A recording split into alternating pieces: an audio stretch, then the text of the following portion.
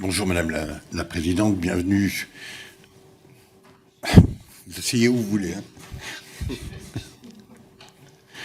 Bienvenue dans cette salle pour, avec les membres de la mission, examiner la question de l'école et démographie. Vous êtes récemment élu du réseau français des villes éducatives. Et nous vous en félicitons. Par ailleurs, vous êtes maire adjointe de Lyon, donc ce double regard vous permettra d'avoir un examen aiguisé, expérimenté de ces questions. On va rentrer tout de suite dans le vif des sujets. Monsieur le rapporteur, monsieur Loïc Évran va vous poser les questions, et je le dis à monsieur Alexandre et à monsieur Tesson, ce qu'on a adopté comme profil comme organisation de nos débats jusqu'à présent, on le maintient, c'est-à-dire vous me faites signe, et au milieu des questions de M. Kévran, on glisse on vous donne la parole pour que vous puissiez vous exprimer. Ouais. Monsieur le rapporteur. Ah oui, mille excuses, Madame Léger, j'avais oublié. On est un peu autoritaire dans le Sud-Ouest. Donc je vous donne la parole immédiatement pour un propos liminaire et nous faire part de vos observations.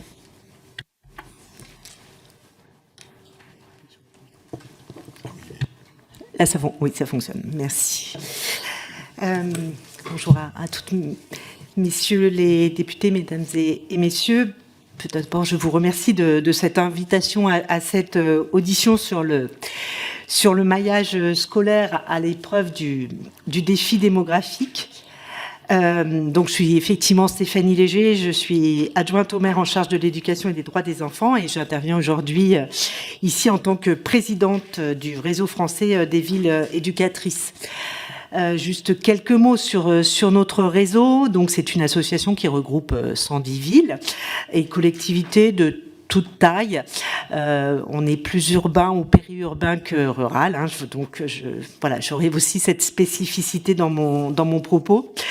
Mais en tout cas, nous avons en commun de considérer l'éducation comme une politique prioritaire, pilier de nos politiques publiques municipales. Et voilà, c'est pas seulement le premier budget d'investissement et de fonctionnement, mais voilà, nous sommes vraiment très ancrés sur cette ambition. Nous portons un plaidoyer pour une éducation inclusive et émancipatrice qui se construit avec les acteurs du territoire, et notamment l'éducation populaire, les familles, les enfants. Nous promouvons une éducation qui favorise l'émancipation de chaque enfant, de chaque jeune, en tant que citoyen, non pas citoyen en devenir, mais citoyen à part entière. Et nos politiques se basent sur le respect des droits des enfants. Je rappelle aussi que nos politiques mobilisent avant tout des moyens pour l'école publique, la valorisation de celle-ci et la lutte contre les inégalités scolaires, sociales et territoriales. Je tiens aussi dans ce préliminaire à dire, à répéter, peut-être à marteler combien le sujet que nous allons aborder ne peut se traiter qu'au regard d'un seul acteur, que ce soit l'éducation nationale ou les collectivités, mais cela nécessite vraiment un travail collaboratif, un travail à la fois d'anticipation, de prospection, de diagnostic, de projet d'action. Nous devons faire, certes, ensemble, mais faire ensemble, ça veut dire nous reconnaître à nos collectivités un rôle dans ces politiques publiques d'éducation. C'est-à-dire que nous avons une expertise, nous menons quand même des politiques publiques importantes, notamment via les projets éducatifs de territoire, et nous ne sommes pas seulement là pour l'entretien, la gestion des bâtiments scolaires. Et ce travail, je vais quand même régulièrement insister là-dessus, entre l'éducation nationale, en tout cas l'État et les collectivités publiques, ne peut se faire que si on nous reconnaît un vrai rôle dans la politique publique éducative nationale.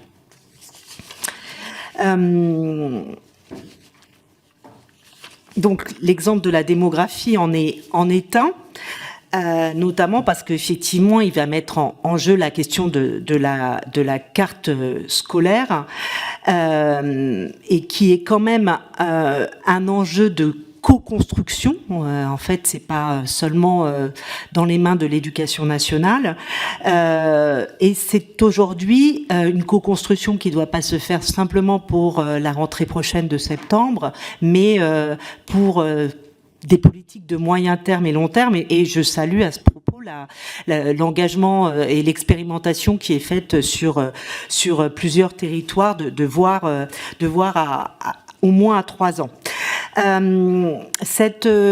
Notre réseau a sur la question de la démographie scolaire, a des situations, des réalités tout à fait différentes, des réalités très hétérogènes, avec certaines villes, collectivités qui connaissent encore des démographies en hausse, notamment par exemple les villes de l'Ouest ou de la côte atlantique, que ce soit Rennes, Nantes, Bordeaux.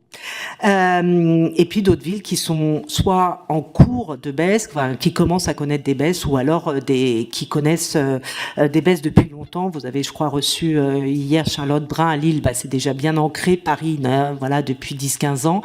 Pour mon propre exemple, Lyon, c'est depuis 2020.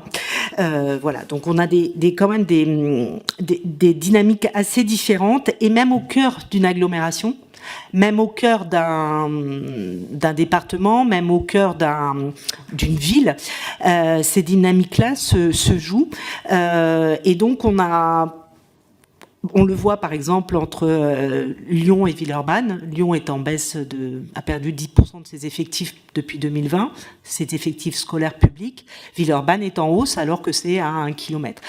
Et donc, et même au sein de la ville de Lyon, on continue à construire des écoles malgré cette baisse, parce qu'on a des arrondissements extrêmement en tension. Et pourquoi je vous parle de ça ? Parce qu'en fait, les collectivités connaissent parfaitement les dynamiques de leur territoire.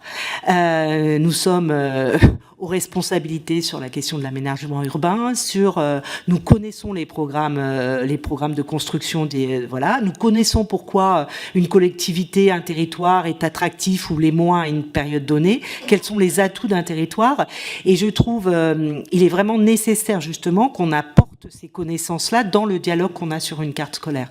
C'est-à-dire que ça ne peut pas se faire que sur la question de la baisse de la démographie scolaire, mais il faut prendre effectivement toutes les dynamiques, toutes les évolutions qui concernent ce territoire, d'où la nécessité, je reviens bien là-dessus, de travailler ensemble, et pas travailler ensemble pour la rentrée prochaine, mais d'avoir une prospective démographique intéressante. Alors des grandes villes comme Lyon, Paris, Lille, Toulouse, par exemple, ont des services, même des outils. Enfin, nous, par exemple, on a des démographes, il y en a qui ont des statisticiens. Donc on peut partager ces expertises-là. Mais certaines villes de notre réseau, notamment des villes plus moyennes, n'ont pas forcément cette expertise-là. Et là, c'est vraiment l'éducation nationale qui doit être en partage de données, de transparence de données, justement pour mieux travailler cette évolution à moyen terme et à long terme. On va être tous à moyen terme touchés par cette baisse démographique. Cependant, nous ne considérons pas que la baisse du taux de natalité soit la seule dynamique sur nos territoires. Donc, on pense quand même que cette baisse démographique ne doit pas être vécue comme comme quelque chose de négatif, mais au contraire, c'est une opportunité, notamment pour travailler sur les conditions d'accueil, sur les conditions d'apprentissage des enfants, sur les conditions de travail des professionnels. Et ne soyons pas, et ça on le porte quand même fortement, ne soyons pas dans une gestion, dans une logique de gestion en fait des effectifs scolaires, mais et la fermeture de classe n'est pas une fatalité inscrite dans le code de l'éducation. Voilà, je me permets vraiment de le dire parce que c'est vrai que dans les dialogues qu'on a au niveau des académies, on sent, et notamment là avec les 4000 postes qui ont été inscrits dans le projet, dans le budget, on sent vraiment que on nous dit oui mais Madame Léger, on doit supprimer X postes sur l'Académie de Lyon, etc., etc. On entend bien, mais en même temps, nous, on n'est on raisonne aussi sur les besoins des enfants et de chaque enfant. Or, ces besoins-là augmentent fortement, et vous le savez aussi bien que moi. Donc,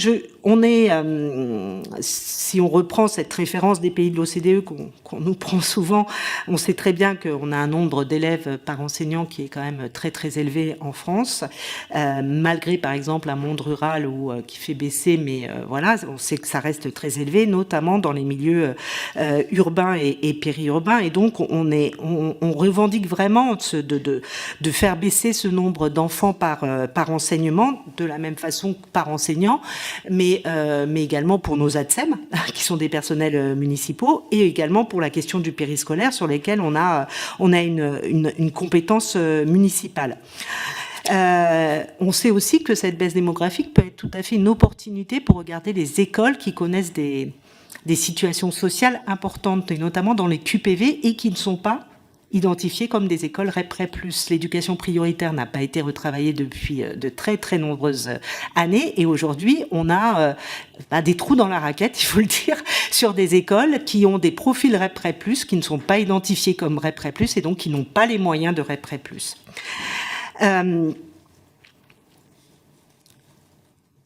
Il y a un autre enjeu qui nous semble vraiment très très important, c'est la question du remplacement. Toulouse témoignait là dernièrement de grosses difficultés de remplacement. Profitons justement, on a des enseignants qui sont là pour redynamiser ces brigades de remplacement et de garantir, notamment dans les écoles publiques, la question de la continuité pédagogique. Il s'agit vraiment d'une question d'égalité des chances, d'égalité des droits pour tous les enfants là-dessus. Donc ça, moi, j'insiste vraiment sur la question du remplacement, qui est très important. C'est un critère aujourd'hui d'évitement scolaire du public. Je peux vous parler également des décharges des directions d'école, qui ne sont pas de la compétence de la ville, mais de l'éducation nationale. Mais en fait, la baisse démographique fait que les groupes scolaires sont des groupes scolaires moins importants. Et aujourd'hui, on passe de 13 à 12 classes avec une décharge de direction qui passe de 100 à 50%. Je ne vois pas ce que ça change en termes de problématiques d'enfants et de famille, ou de relations aux familles, mais voilà. Et puis, je pense aussi que ça peut être l'opportunité, mais toujours en travaillant ensemble, de nous interroger sur la question des périmètres scolaires. Par exemple, quand vous voyez que Lyon baisse énormément et que Villeurbanne, voilà. Et pourtant, on a cette limite des deux villes qui on peut pas aller chercher, on se donne pas les moyens d'aller chercher peut-être les enfants villeurbanais qui sont en surnombre dans leur classe pour venir nourrir éventuellement et on voit aussi cette problématique sur la région parisienne. Et puis interrogeons-nous aussi sur la question des dérogations qui répond à des critères que nous définissons. Est-ce qu'à un moment donné, comme le sollicite souvent par exemple le monde enseignant et le monde de direction des écoles, c'est un outil de régulation des effectifs scolaires. La deuxième chose qui me semble vraiment importante, c'est cette baisse démographique et la question de l'école dans l'aménagement urbain, et qui vient là sur notre compétence bâtimentaire. Encore une fois, c'est un travail commun qui me semble nécessaire. Les villes ont la compétence de la rénovation et de la construction d'écoles, mais où et comment ? Aujourd'hui, on s'interroge sur où devons-nous construire ces écoles. Bien sûr, là où il y a effectivement une pression démographique qui existe, mais est-ce que dans 10 ans, cette pression existera encore ? On a des enjeux de mixité aussi, c'est-à-dire que aujourd'hui, on voit bien que la question, il y a des polarisations au sein des villes, et puis nous rénovons les écoles, lesquelles ? On discute avec... Alors, pour l'instant, j'ai eu Paris hier qui me disait qu'il ne fermait pas d'école. Nous, à Lyon, on a fermé ce qu'on appelle, nous, des maternelles isolées, c'est-à-dire des maternelles qui existent toutes seules, parce qu'on en était à 3, 2, et progressivement une. Là, j'ai une école dans le 5e arrondissement de Lyon qui a une classe depuis 3 ans. Effectivement, on est dans un cas on l'appelle l'école rurale, pour vous dire, en fait, c'est une école maternelle. Quel projet pédagogique, quel projet éducatif ? Bien sûr, ça s'interroge, surtout quand on est dans un milieu urbain très, très dense comme à Lyon. Mais ça, c'est une réflexion. En fait, c'est notre décision. on va en parler avec... Mais à un moment donné, je pense que ça demande une projection sur ce quartier-là, sur cet arrondissement-là, qui est beaucoup plus certainement travaillé que juste une décision du maire de Lyon qui sera validée par la préfecture. Donc il y a cette question sur le bâtiment. La question de la canicule aujourd'hui, hein. Est-ce qu'on rénove des écoles où on va mettre des millions de rénovations pour que peut-être que dans 5, 6 ans, 10 ans, elles soient à moitié pleines ou à moitié vides suivant notre regard. Il y a la question aussi de l'école inclusive. Qui est un vrai enjeu avec, effectivement, on a certaines salles de classe ou locaux scolaires qui se libèrent. Donc, les collectivités sont à la manœuvre pour accueillir des dispositifs comme les PASS, comme les IME, les salles de répit, les lieux accueil parents. On pense à ça, mais toujours, il faut que ça se passe dans une collaboration avec l'éducation nationale. On ne peut pas prévenir une collectivité au mois de juin pour installer un PASS au mois de septembre, alors que ça demande de l'aménagement, etc. Justement, on a aujourd'hui cette vision d'une démographie qui va baisser. Profitons-en justement pour travailler mieux la question de l'école inclusive. Et puis, il y a la question du multi-usage des bâtiments, qui me semble vraiment très, très importante. On ne peut pas nous laisser des locaux en partie vide, surtout qu'on a des demandes fortes, par exemple du milieu associatif, voilà. Donc comment on pense avec l'éducation nationale la question de ces multi-usages, peut-être même en se disant un jour qu'il faudra qu'on revienne sur de l'usage scolaire, j'entends bien, mais ça veut dire aussi que le monde enseignant est prêt à cohabiter avec d'autres institutions, d'autres professionnels. Il y a des aspects de réglementation, de sécurité, etc. Et Rennes, par exemple, a créé une sorte de charte d'utilisation qui prévoit en fait une flexibilité des usages de ces écoles. Enfin, mon troisième point, c'est effectivement la question du maillage et du réseau, et qui interroge réellement de qu'est-ce que l'école, en fait. Moi, un peu de façon, alors je ne sais pas si c'est philosophique, mais aujourd'hui, on donne à l'école, au-delà de son rôle premier de lieu d'apprentissage, de lieu d'éducation, on dit il faut l'école au milieu du village, etc. Donc aujourd'hui, dans quelles conditions on doit maintenir une école dans un quartier qui peut être par exemple un quartier politique de la ville où il y a peut-être de moins en moins de services publics, etc. Et donc qui va rester, l'école va être peut-être des fois le dernier service public sur un territoire. Donc ça, on peut pas être... Voilà, je pense que ça, il faut vraiment qu'on y réfléchisse ensemble. Et puis, on a, nous, cette problématique dans le milieu urbain et périurbain de forte proximité. On n'est pas sur des collèges, on est sur des écoles avec des enfants de 3, 4, 5 ans qui peuvent pas non plus se déplacer pendant 25 minutes pour aller à l'école. Donc, la question on parle d'école du quart d'heure ou voilà. Mais il y a cette situation de lieu de service public de proximité qui est fortement réclamé à la fois par les familles et qui va presque même des fois donner sa particularité. En fait, les gens sont très très attachés à l'école de quartier, etc., sur lesquels nous, en tant que collectivité, on est obligé de tenir compte. Il y a également... on voit notamment dans les grosses agglomérations la question de l'enjeu sur l'école publique et l'école privée. Notre réseau, comme je vous l'ai dit, travaille beaucoup sur la question de l'école publique et on a du mal à imaginer qu'un jour, il n'y ait pas pour des parents une offre de l'école publique à côté, en proximité de chez eux. Or, aujourd'hui, on voit bien que la baisse démographique touche d'abord, je ne dis pas qu'elle ne touche pas, mais elle touche d'abord l'école publique.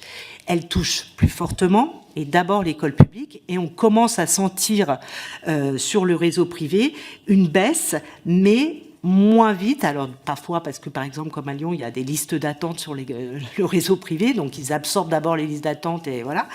Mais voilà, donc en fait, en termes de fermeture de classe, etc., ça pose vraiment la question. On a des communautés éducatives, des parents qui nous disent, mais voilà, ils ferment pas dans le privé, ils ferment dans le public, on attaque l'école publique, etc. Donc je pense qu'il faut aussi travailler cette question de l'équilibre là-dessus. Et enfin, il y aura un dernier que j'ai un petit peu évoqué, c'est la question de l'enjeu de la mixité scolaire, sociale et territoriale. Nous ne sommes pas au niveau des collèges, où on peut déplacer des jeunes, enfin toute cette expérimentation qui a été faite par exemple sur le multiniveau ou regroupement de 2 collèges pour voilà. Aujourd'hui, on a Paris en est un exemple, Lyon commence à en être un exemple. On a des écoles, des quartiers avec des écoles qui se polarisent, avec des écoles CSP++ et des écoles CSP-. Donc comment là-dessus on arrive à travailler, mais bien sûr encore avec l'éducation nationale, sur cette question de la mixité, parce que ce n'est Or, ces écoles-là, elles ne peuvent pas avoir les mêmes besoins, enfin, en tout cas les mêmes moyens, les mêmes besoins. On a des enjeux sur, le fait de parler, excusez-moi, les UPE2A, etc. Ces enfants qui arrivent en France et qui ne parlent pas le français, etc. Donc, en fait, c'est comment, là où il y a quand même des besoins spécifiques pour chaque enfant, on arrive à tenir en compte de ces spécificités-là, de ces particularités-là, et on arrive à répartir en fait les moyens éducatifs en fonction de ça. Merci Madame la Présidente, Monsieur le rapporteur. Merci beaucoup Madame la Présidente, merci pour la richesse de votre propos liminaire. Moi, la première question, elle est déjà, vous l'avez évoqué un tout petit peu, mais je dirais à la marge sur l'évaluation que vous faites aujourd'hui de l'exercice de la carte scolaire, avec quelques axes précis, la transparence de l'éducation nationale sur ses chiffres, ses calculs démographiques, etc. La qualité du dialogue avec les élus et la codécision ou pas. Et aussi un point que vous avez soulevé, l'utilisation ou la confrontation avec les analyses démographiques, par exemple. Vous évoquiez les démographes de certaines collectivités quand c'est disponible. Est-ce que vous pourriez déjà nous dire votre évaluation de l'exercice tel qu'il est aujourd'hui ?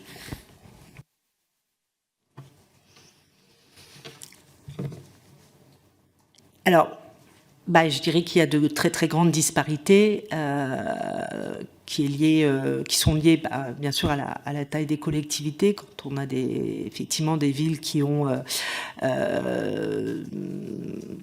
vraiment des services très très engagés, par exemple sur la question de l'aménagement urbain, avec des services qui font des prévisions à presque 10 ans à venir. Là, on a des données importantes sur lesquels on arrive qu'on arrive à présenter à l'éducation nationale et sur lesquels il y a un partage. Donc c'est plus ou moins inégal suivant les villes. En tout cas, nous depuis à la ville de Lyon, c'est un travail qu'on fait depuis 2020. Et on a chaque année un partage vraiment de ces données. On présente des études assez poussées qui tiennent compte à la fois ce qu'on appelle des taux de migration, des taux naturels, enfin vraiment des données démographiques importantes hors champ scolaire. Et ça, on arrive quand même à travailler, ce qui nous permet, nous, de mieux qualifier, par exemple, une école et son environnement. Donc, on a cette écoute-là. Par contre, après, effectivement, on est sur des logiques où on nous dit, oui, mais là, il y a tant d'élèves, il y a tant de classes, on est sur des seuils, etc. Donc, on sent quand même qu'il y a une logique de gestionnaire derrière, côté éducation nationale, qui va pas décider de tout, où on sent quand même que l'aspect, le dialogue que j'appelle qualitatif, pas au sens où en fait on va pouvoir apporter des arguments. Par exemple, là il y a un climat scolaire quand même pesant, là il y a beaucoup d'enfants en situation de handicap, là il y a par exemple un immeuble sur l'hébergement d'urgence qui est en train de s'installer en proximité, il faut qu'on en tienne compte, etc., etc. Ça, on sent que voilà. Mais on sent que c'est quand même un partenariat qui demande du temps. Et moi, je vous le cache pas, par exemple, à la ville de Lyon, on en est sur le premier mandat, là, donc 2020-2026, j'ai vécu 5 DAZEN différents. Donc j'ai réexpliqué 5 fois. 2 recteurs. Donc j'ai réexpliqué 5 fois notre logique et la façon dont on travaillait ensemble. Il y a une rupture à un moment donné. Enfin, vous voyez, voilà. C'est pas que c'est épuisant parce que c'est mon rôle en tant qu'élu, mais c'est vrai que voilà, on remet sur la table en fait notre capacité à travailler ensemble. Et ça, c'est un peu déstabilisant. Et je pense que dans des communes qui n'ont pas forcément les moyens, je pense que c'est encore plus déstabilisant parce que l'information vient pratiquement uniquement de l'éducation nationale en termes de chiffres. Après, chaque collectivité, chaque élu connaît quand même très très bien son territoire et sait le qualifier. Mais c'est dans ce dialogue-là où on sent qu'on peut travailler sur la question de la carte scolaire, mais c'est sur un contrat de confiance en fait. Et ça s'établit, excusez-moi, mais quand même dans le temps. Voilà, dans le temps et quand les directives nationales ne changent pas tous les 6 mois.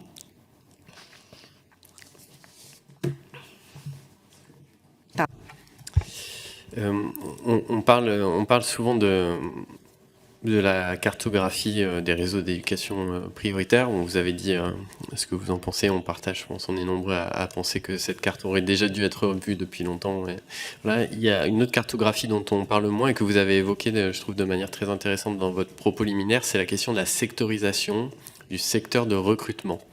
Est-ce que vous avez des préconisations pour arriver justement à une sectorisation qui permette aussi peut-être de mieux adresser à la fois ces enjeux démographiques purs, baisse ici, hausse là-bas, et aussi les enjeux de mixité que vous avez évoqués, éventuellement de fuite aussi vers le secteur privé. Une autre façon de penser la sectorisation, peut-être en dépassant les communes, etc.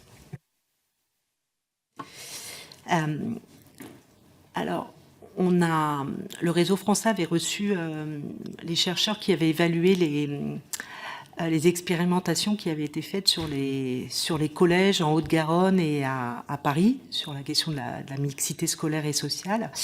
On trouvait ça intéressant, effectivement, qu'on puisse comprendre en fait quelle logique avait été mise en œuvre et quel dispositif en fait permettait de travailler ça. Le souci qu'on a, c'est qu'on est au niveau... Alors, ça nécessitait un travail collaboratif avec l'éducation nationale très très fort. Hein. Il fallait que tout le monde soit partie prenante là-dessus. On l'avait bien compris, notamment pour emmener les parents qui n'étaient pas forcément au départ toujours très volontaires sur ces changements-là. Le souci qu'on a, nous, ville, c'est que, notamment dans des réseaux très denses comme certaines villes, que ça soit en banlieue ou en périurbain ou en urbain, c'est que les familles s'attendent quand même à une forte proximité de l'école. Et que cette question de déplacer des enfants, justement, par exemple, pour aller dans des quartiers où les écoles sont avec des effectifs moindres, mais où il y a une mixité tournée plutôt vers les CSP++, et ben en fait, elle est assez... Elle est difficile à accompagner, difficile à proposer, ne serait-ce que parce que, sur des maternelles, par exemple, on ne propose pas de faire 25 minutes dans une ville comme Lyon, en fait. Et donc, même si on devait mettre en place des bus, par exemple, le busing qu'on voit, par exemple, dans le milieu rural, c'est assez difficilement appréhendable par les familles, on le sent vraiment, dans le milieu urbain comme de Lyon, mais on le voit aussi à Villeurbanne, où par exemple à Villeurbanne, une grande partie des écoles sont en REP Prep+, et Villeurbanne touche Lyon, mais côté 6e arrondissement, c'est-à-dire l'arrondissement le plus favorisé de Lyon. Et on a émis avec l'adjointe de Villeurbanne un travail peut-être de carte scolaire qui pourrait être intéressant. Et en fait, on est très bloqué sur des choses assez simples par les moyens mis par les villes sur les enfants domiciliés dans chaque ville. Ça ne se fait pas, ça n'a jamais été expérimenté. On sent que il n'y a pas cette il n'y a pas forcément cette volonté d'aller un petit peu plus loin et de se dire est-ce qu'on pense différemment les secteurs en fait. Je sais qu'à une époque, Lille ne pensait pas en secteur mais en bassin de vie. J'avais trouvé je trouvais ça très intéressant parce que une sectorisation peut ne pas tenir compte, comme elle va tenir compte de la proximité, elle peut ne pas tenir compte du secteur de vie. Je vous prends un exemple très concret. Lorsqu'il y a des dénivelés dans une ville, le bassin de vie va pas être forcément celui de la sectorisation scolaire. Et et voilà, donc c'est aujourd'hui, et je trouverais intéressant de peut-être de réintroduire la question du quartier, voilà, sans que ça devienne non plus, enfin pas ghetto, mais si vous voulez, où il faut pas que l'enfant, enfin, faut pas non plus que la communauté éducative soit enfermée dans dans ce bassin de vie non plus. Il faut qu'ils puissent en tout cas qu'ils en sortent une ouverture en tout cas. Voilà. Donc c'est assez subtil et ça demande du temps et de la préparation et surtout de l'anticipation, je pense. Ouais. Merci beaucoup. Vous avez évoqué dans votre propos liminaire, au tout début d'ailleurs, le rôle des collectivités dans la politique publique d'éducation. Est-ce que vous avez des préconisations justement sur la gouvernance, la place des collectivités dans cette politique publique? Alors peut-être au moment de l'élaboration de la carte scolaire, mais peut-être aussi à d'autres moments. Et puis, moi, ce qui me frappe beaucoup, et vous l'avez aussi un peu dit dans votre propos, c'est cette dichotomie. On a d'un côté des collectivités qui investissent dans le bâti, et puis de l'autre, un ministère qui peut décider un peu de la vie ou mort d'une classe, de deux classes, voire d'une école. Et donc, cette dichotomie n'est pas optimale en termes même d'utilisation de l'argent public. Donc, je ne sais pas si vous avez des préconisations sur une meilleure prise en compte dans la gouvernance de cette politique publique éducative des collectivités.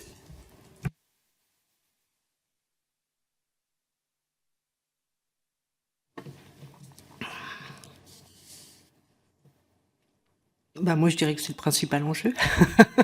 Comment aujourd'hui on travaille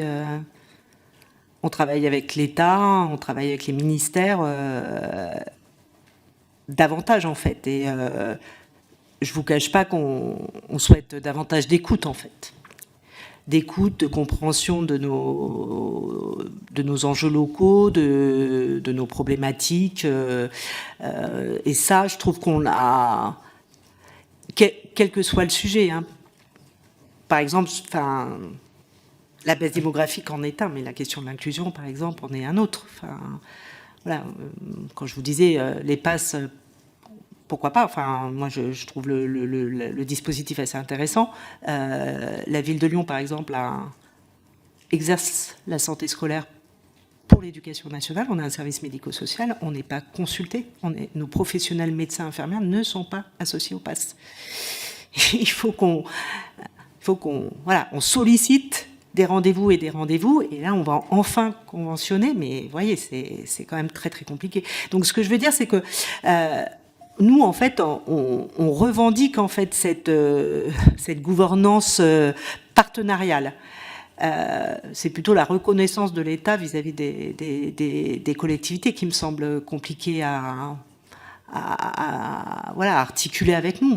On sent qu'il y a un manque d'articulation, que c'est une constance sur je pense, c'est pas que les questions éducatives, mais alors qu'on mobilise énormément de moyens. C'est ça qui est paradoxal. C'est-à-dire, aujourd'hui, la question de la rénovation des écoles, c'est un enjeu. Le patrimoine scolaire, c'est un enjeu essentiel. On a vu ce qui se passait pendant les canicules, mais c'est, la question de l'accessibilité, la question de l'amiante, la question de Et en fait, on a des sortes d'injonctions qui nous tombent dessus. On nous dit ça y est, les directeurs ils vont faire des diagnostics sur la canicule en pleine période de canicule. Oui, on se doute que ça va pas être bon, ça c'est sûr. Mais et alors que en fait, pourquoi on travaille pas en amont? Pourquoi on ne travaille pas sur anticiper? On sait qu'à l'été prochain, que ça soit à Lille ou Lyon ou Rennes ou Cherbourg, il y aura c'est une constante maintenant. Et en fait, on ne travaille souvent que dans la crise. On n'est pas dans la prévention, mais on est dans la résolution de crise, en fait, d'apporter des moyens au moment de la crise. Des climatiseurs dans les salles de classe, ça ne va pas résoudre la question voilà, de comment on garantit la continuité du service public pour les enfants. En fait, ça, c'est pas possible. Et vous voyez, regardez même en pleine canicule comment ça a été géré de façon très très différente suivant les collectivités, avec des collectivités qui prennent des arrêtés pour en fait fermer les écoles. Mais en fait, fermer les écoles, qu'est-ce que ça engendre en fait? On soulage qui? On soulage les enseignants. On soulage pas forcément les enfants. On soulage pas forcément nos personnels, puisque nos personnels, eux, doivent accueillir les enfants, etc. Donc en fait, et là, on a un protocole qui tombe de l'éducation nationale, un peu comme le Covid. Ça m'a vraiment rappelé la période Covid. Et donc, il y a une partie des professionnels éducatifs qui vont vivre quelque chose que nous, qu'on vivra pas de la même façon et sur lesquels on aura à rendre des comptes par contre également, quoi. Et donc moi je pense qu'à un moment donné il faut vraiment qu'on ait une considération de l'État sur le travail qu'on réalise et les moyens qu'on mobilise. Et juste pour compléter, du coup, est-ce que vous pensez qu'il faut changer les règles de fonctionnement d'un certain nombre d'organes de gouvernance? Je pense au CDEN, par exemple, où finalement l'éducation nationale peut s'asseoir, pardon de parler un peu trivialement, mais sur le vote du CDEN, sur la carte scolaire. Je pense au conseil d'école, qui est représenté, qui participe, de quoi est-ce qu'il décide, etc. Est-ce qu'il y a vous avez des propositions là-dessus ou des réflexions sur ces organes existants et le changement éventuel de leurs règles de fonctionnement?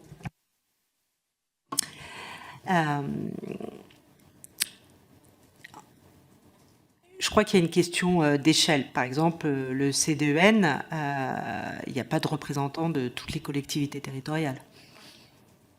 Ça peut être la métropole, ça peut être le département. Il n'y a pas forcément les collectivités, donc on n'a pas de voix au chapitre en fait. Donc, et puis là, vous me parlez en fait d'instances qui sont celles de l'État. Pareil pour le conseil d'école, tout est réglementé par le code de l'éducation. Si le directeur d'école ne veut pas inviter le périscolaire ou ne veut pas, il y a un représentant du maire, mais c'est tout. Donc, or nous travaillons des politiques publiques, notamment les projets éducatifs de territoire, qui ne sont pas que de financer de l'EAC ou des choses comme ça, mais des politiques structurantes, où nous, par contre, on invite l'éducation nationale. Et il y a cette question du territoire, en fait. C'est-à-dire que, alors je sais que ça demande par contre mais il y a vraiment cette question des besoins territorialisés qui me semble vraiment très importante. Je ne dis pas qu'on doit défaire l'éducation nationale pour... ça, c'est une autre réflexion, mais il me semble que, effectivement, côté académie, il faut qu'on ait une vision un peu plus pointue de chaque besoin de la collectivité territoriale, et donc à un moment donné il y a des gouvernances communes, mais on y arrive très très bien par exemple sur les cités éducatives. Ça c'est vraiment un exemple très intéressant, là, cette fameuse troïka, préfecture, ville, éducation nationale. Il y a une efficacité dans une dynamique de comprendre les enjeux éducatifs d'un territoire et notamment celui des quartiers politiques de la ville qui est vraiment hyper intéressante. Or, quand vous regardez une cité éducative, c'est même pas toute la ville et on arrive très très bien à le faire. Et moi, je me dis, mais ces cités éducatives sont une zone d'expérimentation extraordinaire sur tout le territoire avec des configurations assez différentes. Déployons-le. Dans sa gouvernance, en fait. Vraiment dans sa gouvernance. Il y a vraiment quelque chose à tirer de cette expérimentation. Et surtout, prolongeons-les. Puisque je sais qu'elles sont interrogées sur 2026 et 2027. Merci, Madame la Présidente. J'ai maintenant des questions des députés. Monsieur Tesson. Merci, Monsieur le Président. Alors, moi, je suis frappé par une chose. Alors, vous venez de citer... si j'ose dire, je fais un jeu de mots là, les cités éducatives. J'en ai été le pilote national lorsque ça a été créé. Et effectivement, c'est d'ailleurs un élément important parce que, vous savez, j'ai été mais ce que vous avez évoqué là dans l'évolution et dans les relations que possèdent les collectivités territoriales avec l'éducation nationale, c'est un peu des vieux sujets, si je puis me permettre. Vous savez, la carte de l'éducation prioritaire, on a toujours fait ça. Les seuils, c'est un vrai sujet. La relation au privé, il faut toujours se poser la question. La ségrégation sociale, évidemment. Les outils statistiques, c'est vrai ce que vous dites. C'est-à-dire que quand on travaillait les cités éducatives, on était face parfois à des grandes métropoles qui avaient effectivement une masse statistique tout à fait intéressante. Je suis à Strasbourg, par exemple, avec des prospective très importante. Au fond, moi tel que je le vois, alors là c'est vraiment une réflexion totalement ouverte.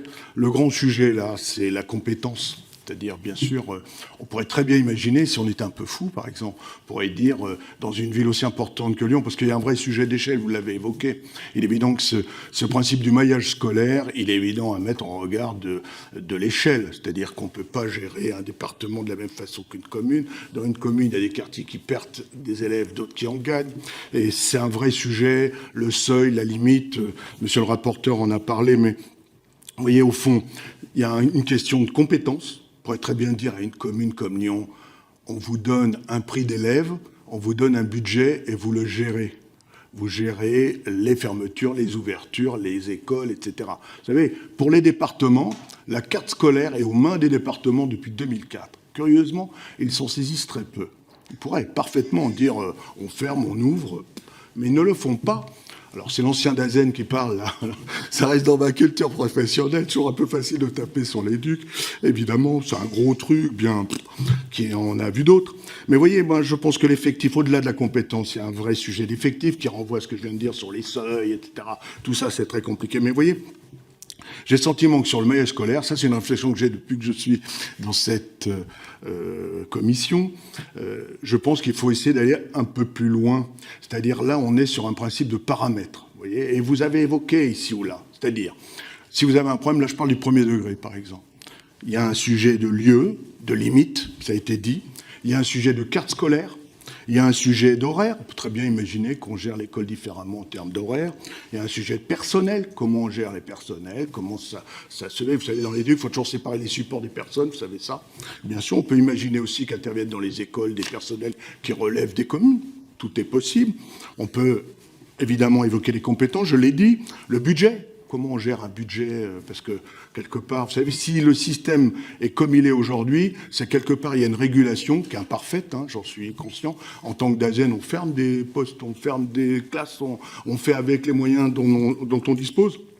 Et au-delà, évidemment, il faut gérer la masse. C'est-à-dire, il y a une évolution aujourd'hui. Hein. On est dans une régression démographique, qui est le contraire d'une expansion. Ça va obliger à penser différemment. C'est-à-dire, est-ce qu'on va garder une classe, des élèves, une école? Vous voyez, ça, c'est un sujet pour moi, en ce qui concerne cette commission, qui me paraît extrêmement importante. Voilà, j'ai pas vraiment de solution, mais je suis plus dans une... Vous voyez, vous êtes dans une très grande ville qui a des moyens très importants. Je connais bien le Rhône et j'ai connu plein de Dazen. Vous avez cité la succession, je crois que je les ai tous connus comme collègues. Évidemment, tout ça doit être avec. En tout cas, je finis sur une chose, là où je vous rejoins, et ça c'est mon expérience des cités éducatives, je pense qu'il va falloir un jour le franchissement de la barrière des espèces. C'est-à-dire, il va falloir que les communes gèrent, probablement que les départements gèrent aussi. Vous voyez, je pense que c'est une question qu'il va falloir un jour se poser.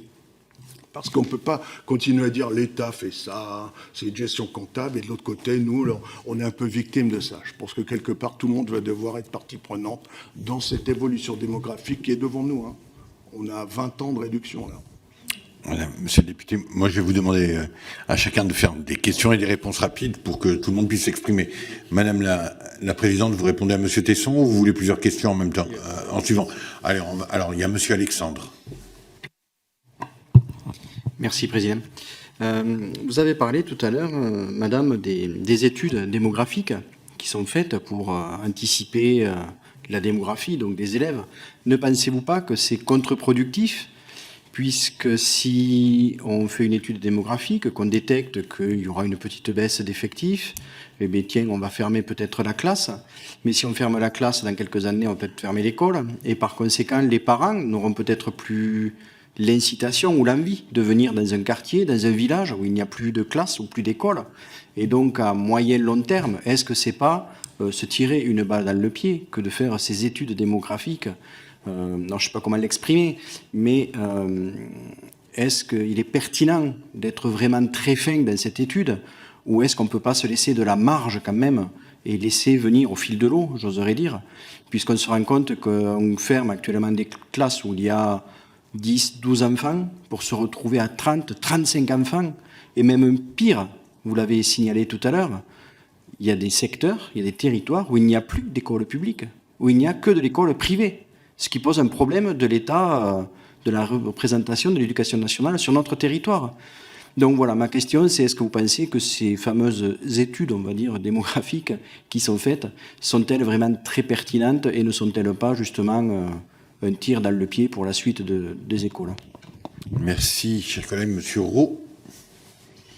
Merci beaucoup, Monsieur le Président. Oui, juste rappeler, Madame, le pendant des cités éducatives que sont les territoires éducatifs ruraux, même s'ils sont très très loin, mais vous nous avez expliqué au départ que vous étiez plutôt sur urbain, périurbain, donc pas de problème. Merci pour votre analyse. Je partage une grande partie de ce que vous avez pu développer.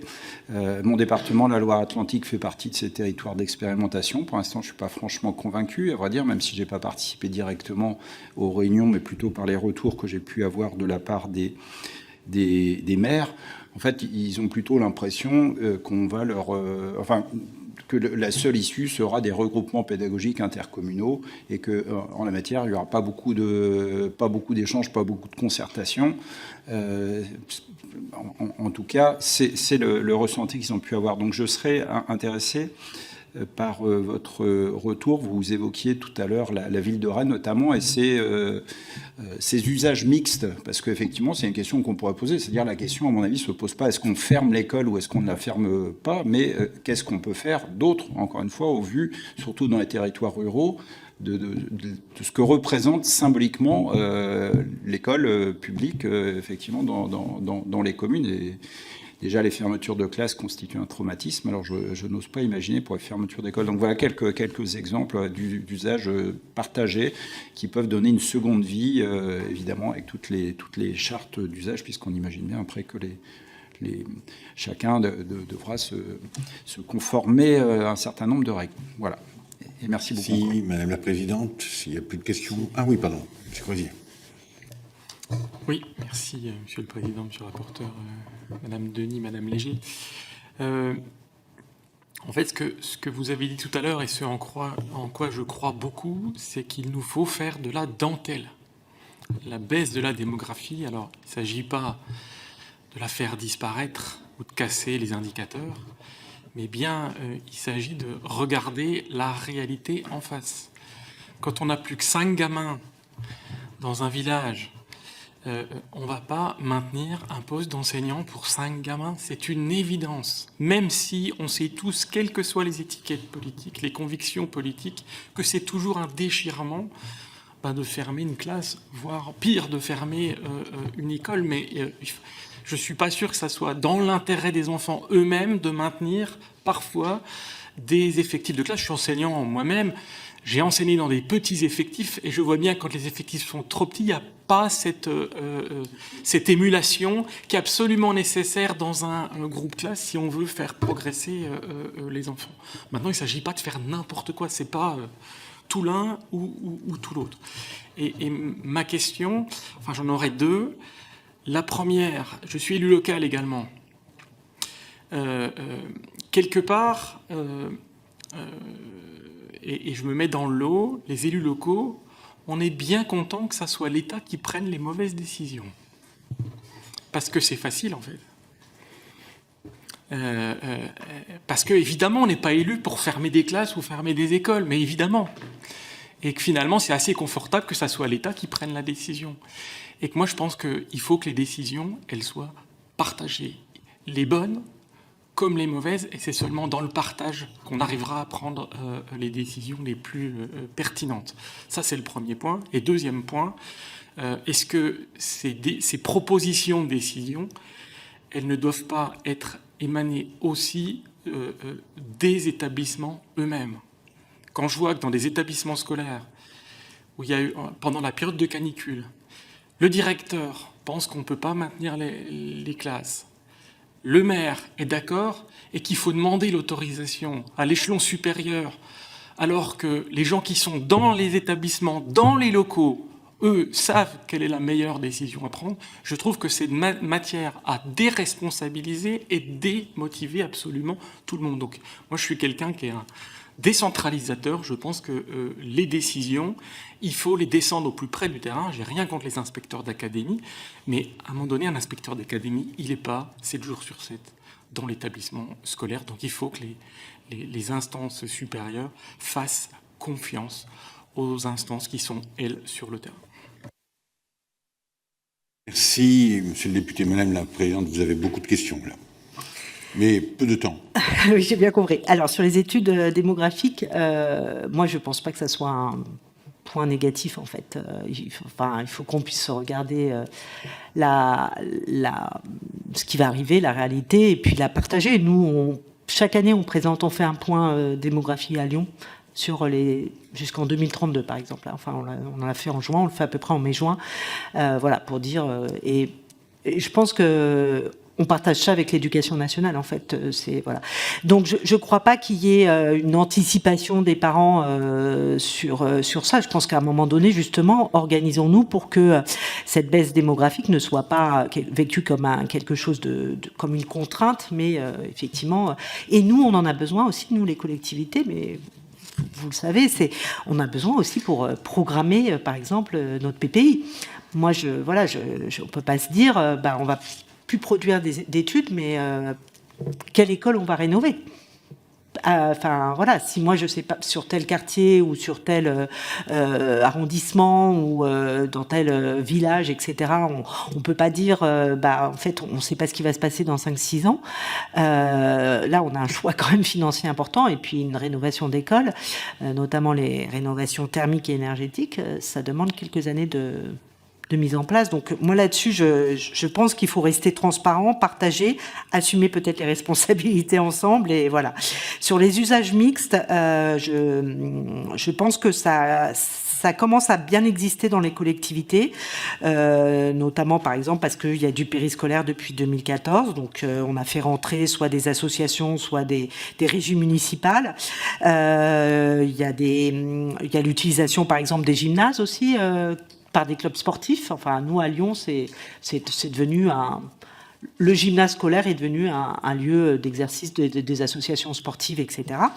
On le voit, je pense que la question aussi de l'inclusion. Enfin, on a des écoles où maintenant se développent, par exemple, des cabinets de consultation. Enfin, on fait venir des professionnels, donc on adapte les locaux pour recevoir des ergothérapeutes, etc., lorsqu'on a des enfants en grande situation de handicap.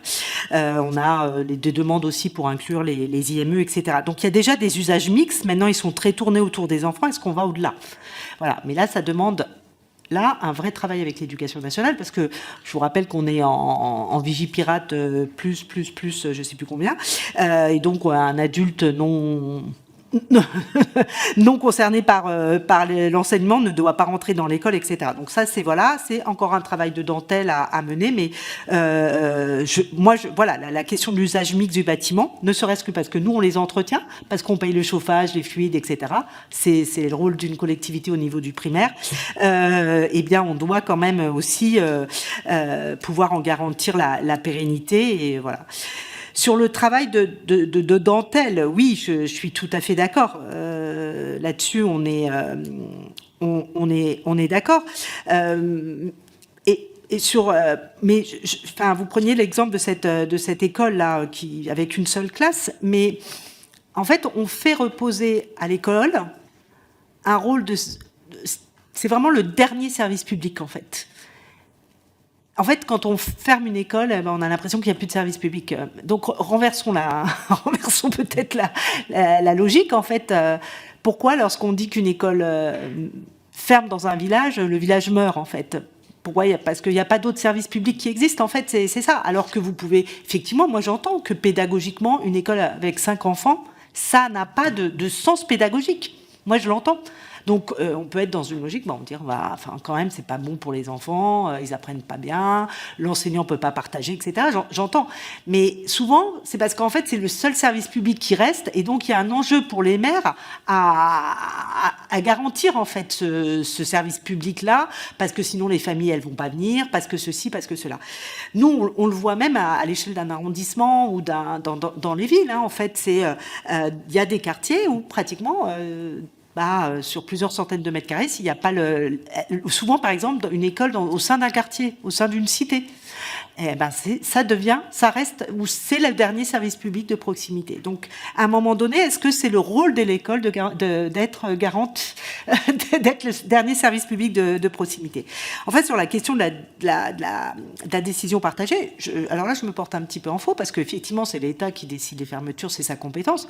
En fait, quand il y a eu un problème de canicule, les parents, ils se sont adressés aux collectivités. Enfin, vous voyez, je veux dire, non, mais là, chacun dans son sillon, quoi, parce que donc, en fait, oui, comment on assume collectivement, parce que, par exemple, les parents ne nous ont pas interrogés sur le changement, l'adaptation pédagogique, par exemple, à la canicule.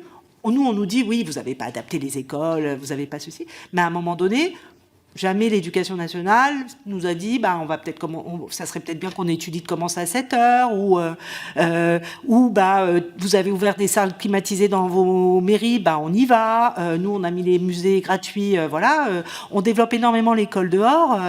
On a beaucoup de mal à faire sortir les enseignants sur ces périodes de canicule. En fait, il n'y a pas d'adaptation pédagogique. Et bien sûr, la consigne vient du national. Donc, comment on travaille davantage sur le terrain, mais ça, pareillement, ça s'anticipe. Et en fait, il ne faut pas qu'on le vise lorsque la crise canicule est là, mais bien en amont. Donc, c'est-à-dire travailler dès septembre pour le mois de mai, le mois de juin à venir. Si on n'a pas une canicule en septembre, dans nos régions. Sur la question de l'usager, moi, sur les fermetures d'écoles, très clairement, en tant qu'élu, j'étais contre.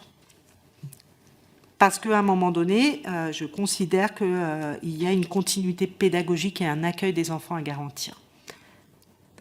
Par contre, effectivement, qui les accueille, ça c'est une grande discussion avec l'Éducation nationale. J'ai rencontré le ministre la semaine dernière qui m'a dit « les enseignants ne sont pas là pour garder les enfants, ils sont là pour enseigner ». Ce que j'entends. Mais alors, dans ces cas-là, qui les accueille ? Et en fait, on nous a jamais... Nous, on a un service minimum d'accueil en cas de grève des enseignants. Il n'y a pas de moyens donnés aux collectivités territoriales pour accueillir les enfants pendant 8 jours d'affilée avec des animateurs. On ne sait pas faire. Financièrement, on ne sait pas faire. Donc voilà. Et là, je pense qu'il faut qu'on se pose la question. Et quid de la continuité pédagogique ? Parce que là, il y a des enfants qui vont souffrir si pendant 8 jours, il n'y a pas d'école en fin d'année scolaire. Voilà. Donc, voilà. J'entends la vision usagée, mais il y a quand même un service public d'éducation qu'on doit garantir à un moment donné. Voilà. Donc, je pose la question. Merci, Madame la Présidente. Je crois que tout le monde se réjouit de vous avoir auditionné. Vos réponses nous ont éclairés et apporté des précisions qui seront précieuses pour l'élaboration du rapport. Moi, je veux juste, mais c'est un peu déconnecté en milieu rural, Madame la Présidente, il n'y a pas de corrélation entre la réalisation d'un ensemble ou d'un lotissement et, entre guillemets, le remplissage d'une école. C'est fini.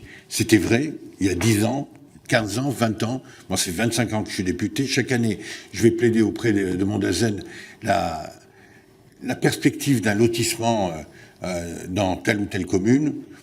Maintenant, il se moque de moi et il a raison. C'est pas parce que vous avez un lotissement que vous aurez des enfants. Voilà.